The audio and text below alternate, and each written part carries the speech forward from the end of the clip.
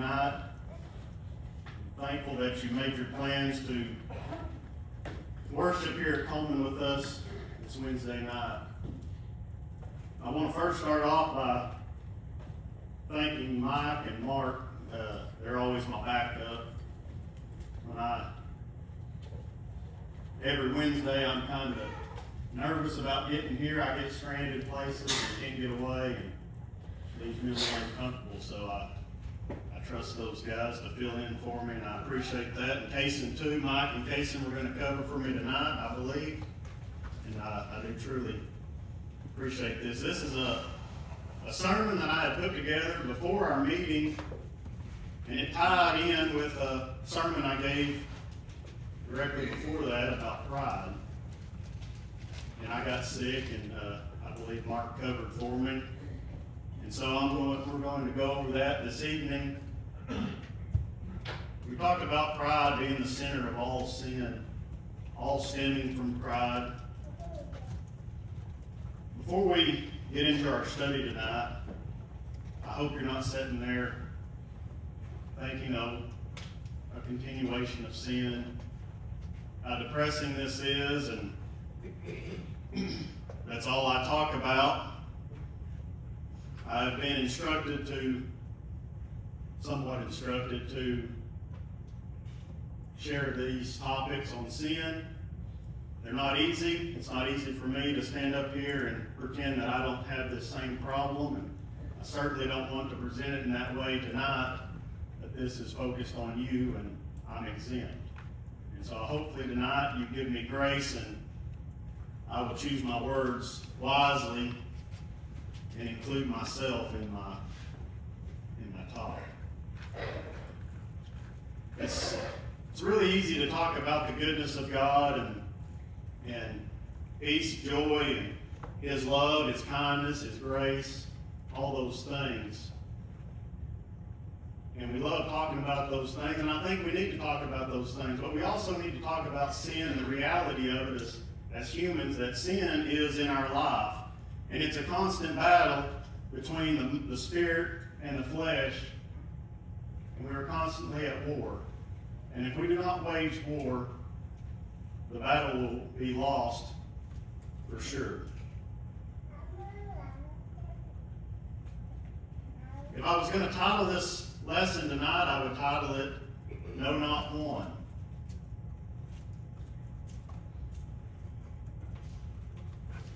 This is not by any means to drag anyone down or to make anyone feel less, but to remind us of the issues that can slip up in our lives without us realizing them.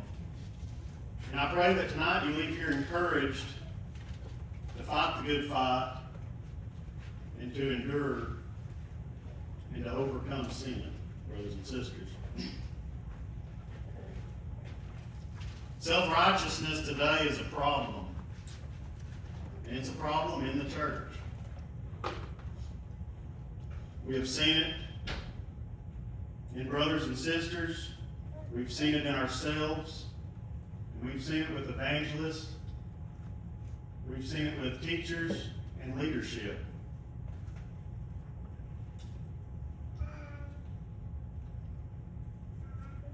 Romans 3:10 says, as it is written, there is none righteous, no, not one. None of us are righteous in ourselves. Only Jesus Himself can claim that. So tonight, examine yourself, not the person next to you, not the person in front or behind you,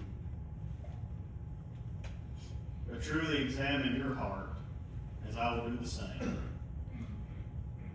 Leave out those doors tonight knowing that self-righteousness has been weeded out from you, or leave there with a plan to rid it out of our lives. There is no room for our righteousness in Christianity. Self-righteousness is something so dangerous sometimes, oftentimes it's not seen as sin. It oftentimes hides behind good behavior. Satan is well equipped quick to camouflage it.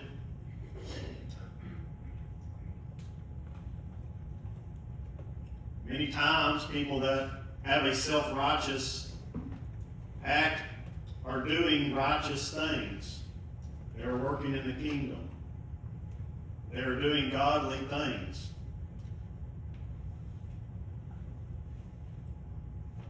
I left you with my pride lesson. I left you with the Pharisee and the tax collector in Luke chapter 18. I want to pick up there where we left off. So if you would turn to Luke chapter 18, and we'll start there in verse 11.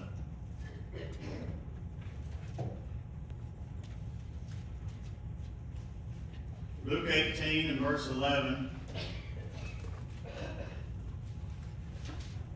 The Pharisee stood and praying thus with himself, God, I thank thee that I am not as other men are, extortioners, unjust, adulterers, or even as this publican. I fast twice in a week, and I give tithes to all that I possess. Is he really even praying? It sounds like he's listing his accomplishments.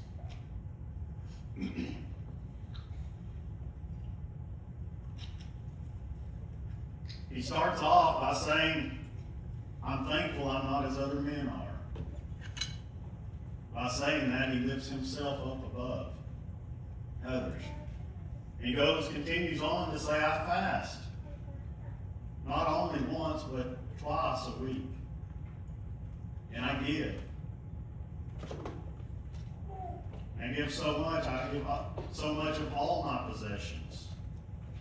When we are self-righteous, we oftentimes compare ourselves to others. We think our behavior and actions make us righteous. But the truth is, you and I cannot be good enough to earn God's favor. Isaiah 64 and 6. Isaiah 64 and verse 6 says, we are all as unclean things, and all our righteousness are as filthy rags. All our righteous acts, what we say and do, are still just as dirty rags. Now, Ian went into some detail on what those filthy rags were. I'm going to trust that you remember that. When you think of yourself to be something special, think of this, brothers and sisters. I say that with love, but think of this.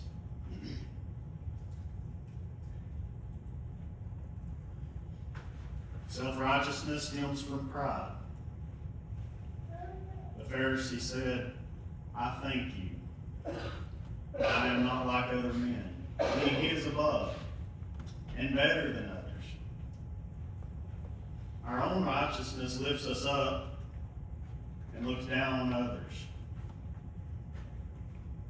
So how do we know if self-righteousness is in our life today? And I have put together 4 questions that I've asked myself. As I've examined myself, these are the questions that have come to my mind.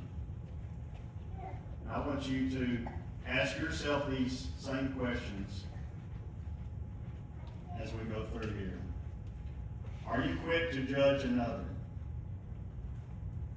I'm asking you right now, are you quick to judge? I have been very quick to judge. I've been so quick to judge that I have not even gave you those people a chance to explain themselves. But tonight, certainly, I do not want you to judge me. Have you been slow to show mercy? I have been so slow to show mercy that my mercy had ran out. That the persons that the ones that I've showed mercy to or did not show mercy to did not desire my mercy anymore.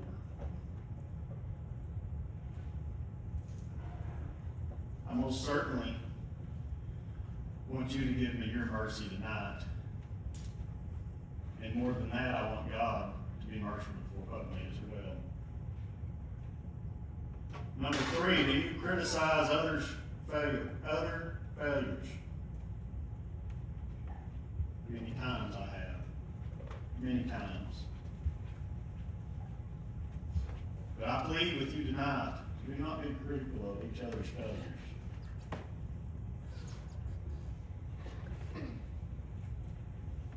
Number 4, are you blind to your own sin? Well, if you're blind, you do not know.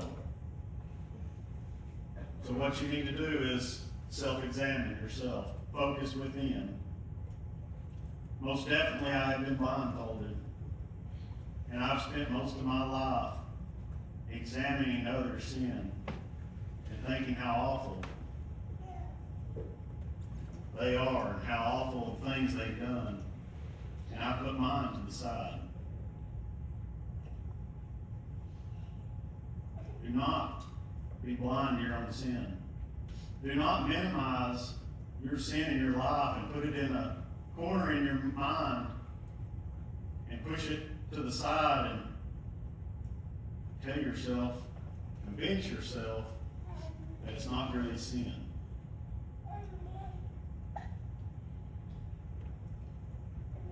Matthew 7:3 says, and why do you look at the speck in your brother's eye, but do not consider the plank in your own eye? Well, I am really good at spotting your sin. I can see it a mile away. But mine, I am really good at turning a blind eye to it. In verse 4, Jesus continues and says, or how can you say to your brother, let me remove the speck from your eye, and look, a plank is in your own eye? Hypocrite. First remove the plank in your own eye, and then you will see clearly to remove the speck from your brother's eye. We all know this. This is nothing new. This is nothing extremely deep. This is simple. But still, as humans, we continue to focus on the people around us and not look inwardly. This hits extremely at home for me. And I'm going to say there is not a person here tonight that's going to say, no, not me, Kalon. I've never thought that. I've never spoke of that. I've never been focused on another brother or sister's sin, fault, and overlooking my own. And if I'm wrong, please correct me after services. I commend you.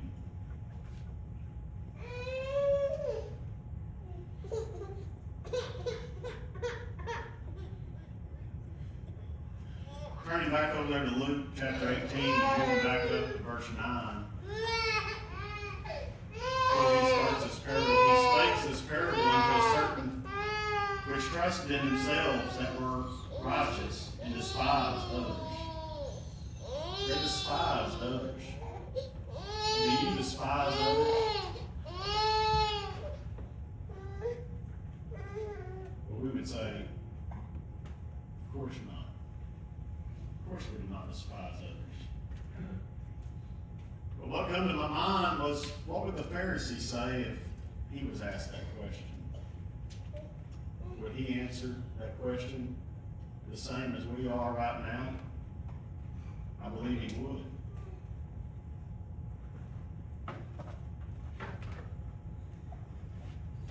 Something that has been good for me and that has helped me tremendously in this area is focusing on my own sin, focusing on my struggles, something that I can control. I cannot control what anybody else does or how they act, how they talk. I can control myself. And so I've started to focus on myself and the things that my shortcomings, my struggles, and what that has done for me is it softened my heart, and I've had compassion now for those other men and women that are struggling with things that I don't understand. It's hard to have compassion on somebody that's struggling with something that you don't struggle with. You can't understand it. That was my struggle before.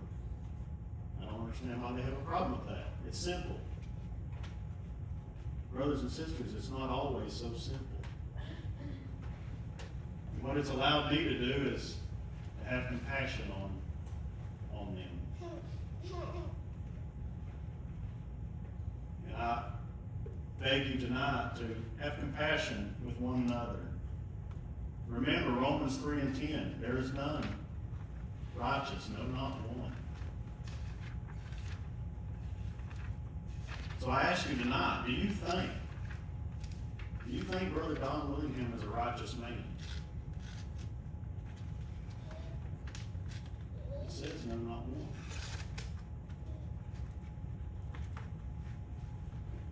I believe the answer to that question is yes. 2 Corinthians 5, and starting verse 20 there, it says, now then, we are ambassadors for Christ. It's through God did beseech you by us. We pray you in Christ's stead. Be reconciled to God. For he has made him to be sin for us, who knew no sin, that we might be made the righteousness of God in him. We are made righteous through Jesus. Because we would not be righteous without Jesus. Don is not a righteous man because Don Willingham is a righteous man. Don Willingham is a righteous man because he serves Jesus and he follows Jesus. He is a righteous man because he does the things that Jesus does. Not because Don thinks this is what I should be doing. He does what he does because of Jesus.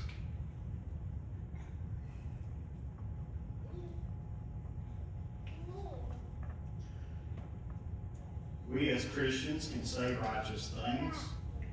We can do righteous things. We can act in righteous ways.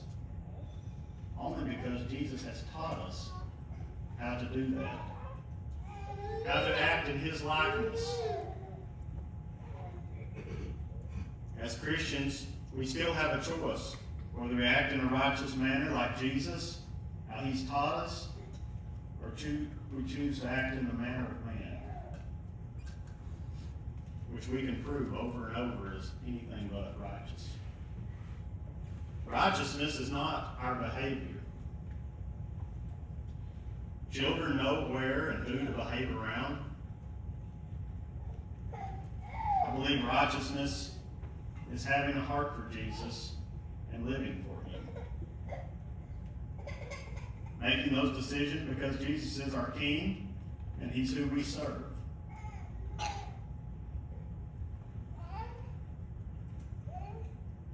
So moving on to the publican. To be righteous, we need to be humble. Continue in Luke 18 and verse 13 there.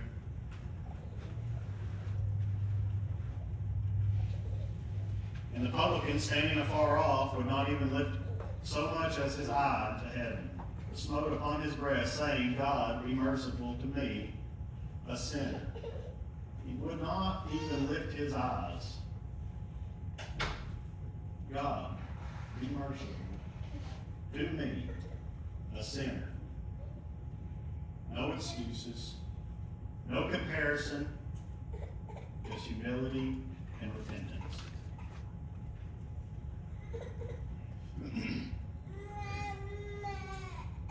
Verse 14. I tell you, this man went down to his house justified rather than the other.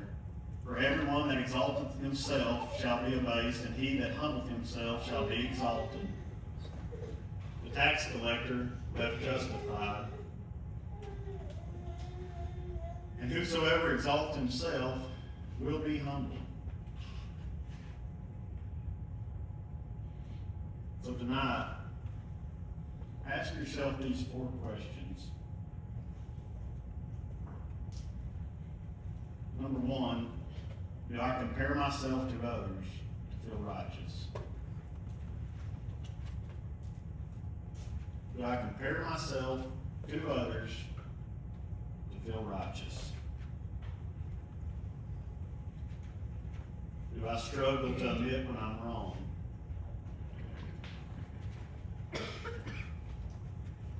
Am I more aware of others' sin than my own? And number 4, do I truly depend on God's grace?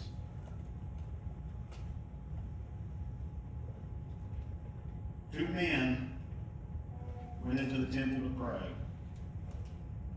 One trusted himself and left condemned, and one humbled himself and left justified. Brothers and sisters, which one are you tonight? I believe we are one of the two. We are either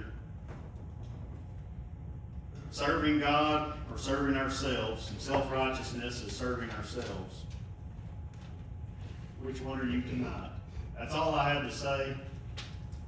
I hope what I had to say tonight is something that you will take home and you'll apply it to your life. You'll keep it on your mind. You'll reassure yourself, check yourself to make sure that we're not self-righteous. That our righteousness comes through Jesus. And that's my prayer for you and myself tonight. If the church can help in any which way, we'd love to do so. If you desire prayers or you wish to be baptized, we'd love to help you. So please come have a seat on the front row as we stand and sing.